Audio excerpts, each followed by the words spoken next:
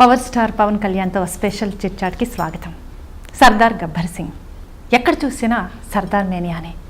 ప్రేక్షకులందరూ ఆయనకి ఎంతో బ్రహ్మరథం పడతారు. మనకు తెలుసు, మెగాస్టార్ చిరంజీవి తమ్ముడుగా ఈ ఇండస్ట్రీలోకి వచ్చిన పవన్ కళ్యాణ్ పవర్ స్టార్గా తనకంటూ ఓ మంచి ఇమేజ్ని ఏర్పరచుకున్నారు.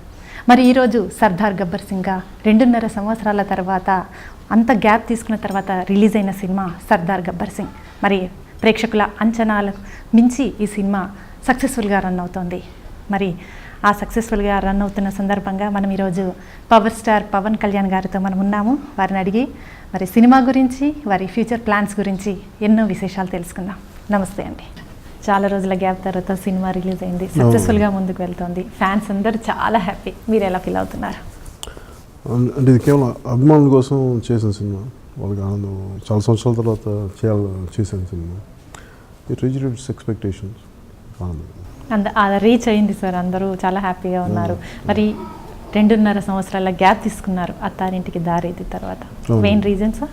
వాస్తవం ఏంటంటే నాకు కథలు చెప్పడానికి చాలామంది అంటే 20 సంవత్సరాల్లో నేను 20 సినిమాలు చేశాను.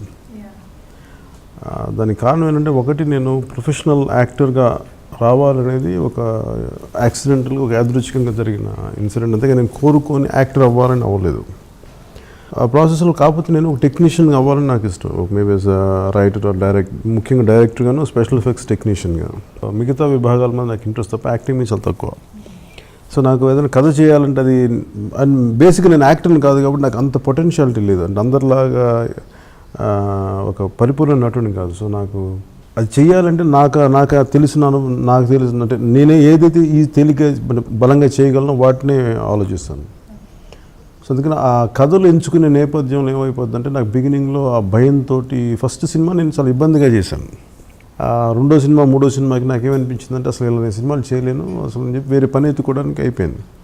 ఆ తర్వాత నాకు కొంచెం ఇష్టం వచ్చిన కథ ఏదో రావడం, అక్కడి నుంచి నేను చేయగలిగేది చేద్దామని చెప్పి అలా ఎంచుకుంటూ వచ్చాను. అలాగే అత్తారింటికి దారే తర్వాత ఏమైపోయిందంటే, మళ్ళీ నాకు ఎవరు కథ చెప్పడానికి అంటే అందరికీ ఇబ్బంది ఏంటంటే, ఎలాంటి కథ అంటే డబ్బులు చాలా పెట్టుబడి పెట్టాలి, అంత తేలిగ్గా ప్రేక్షకులు అభిమానులకి జన దగ్గరికి తీసుకెళ్ళాలి, అంత బరువు ఎవరో జనరల్ పెట్టుకోవడానికి కొంచెం భయం వేస్తుంది. అందుకని కొంచెం బాధ్యత చేయాల్సి ఉంటుంది కదా.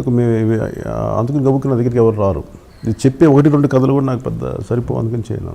That's why it took me some time. అందుకే మీరు సొంతంగా కథ రాసుకున్నారా? నేనే చేసుకున్నాను దానివల్ల.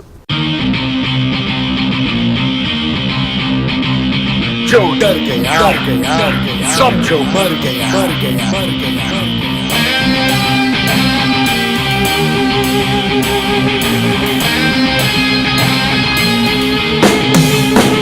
Hit it! Ladies and gentlemen, he's back once again, this time as Sardar. So all the bad guys, Khabardar. Okay sir, మీ కథని మీరు ఇప్పుడు సర్దార్ గబ్బర్ సింగ్గా రిలీజ్ అయింది. మరి మీరు సినిమాలు చూసుకోమని సాధారణంగా మీరు చెప్తుంటారు. ఈ సినిమానైనా చూసారా?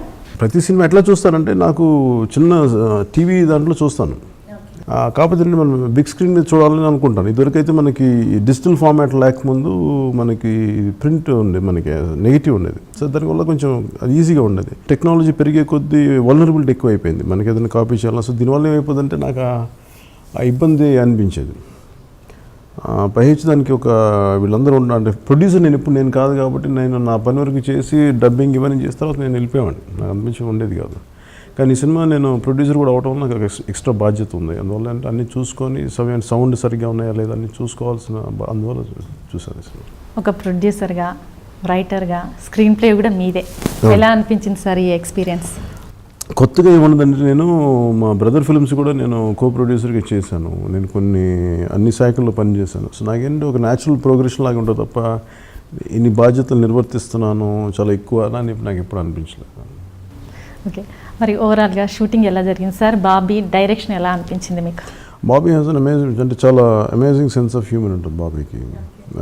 అలాగే యాక్షన్ సీక్వెన్సెస్ కానీ, తను యాక్షన్ డైరెక్టర్స్తో కూర్చొని తను చేసిన విధానం, ఇవన్నీ కన్సీవ్ చేసిన విధానం చాలా బాగుంటుంది.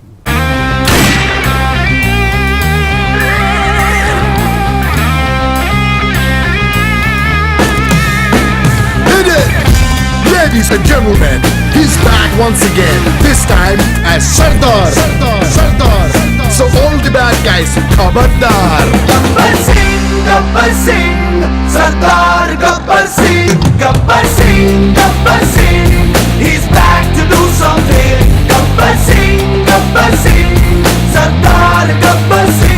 ఓకే సార్, మీరు ప్రొడ్యూసర్గా ఉన్నారు, ఇంకొకరు మేజర్ ప్రొడ్యూసర్ కూడా ఉన్నారు.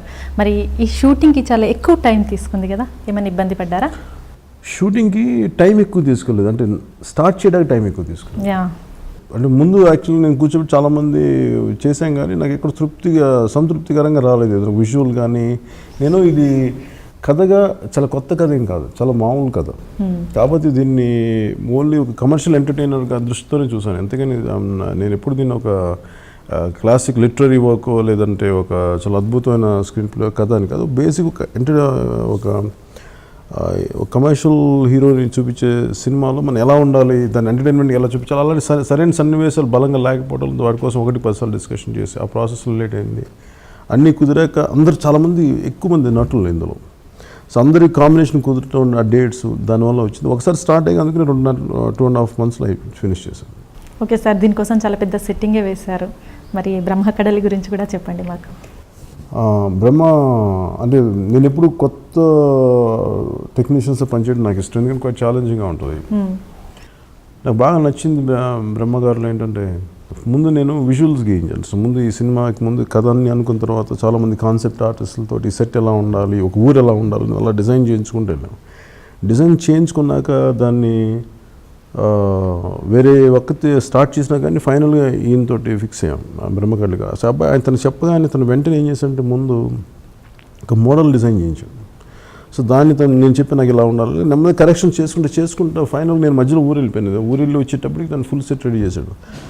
అంటే నాకు అంతకుముందు ఒక వ్యక్తికి అవకాశం ఇస్తే, అంటే అప్పటిదాకా తను ఇంత పెద్ద సెట్ ఎప్పుడే, కానీ ఒక వ్యక్తికి నమ్మే అవకాశం ఇస్తే వాళ్ళలోని ఇంత క్రియేటివ్ పొటెన్షియాలిటీ ఉంటుంది అనేది నాకు బ్రహ్మ ప్రూవ్ చేసింది. పవర్ స్టార్ పవన్ కళ్యాణ్ గారితో స్పెషల్ చిట్ చాట్లో ఇప్పుడు ఒక షార్ట్ బ్రేక్ తీసుకుందాం.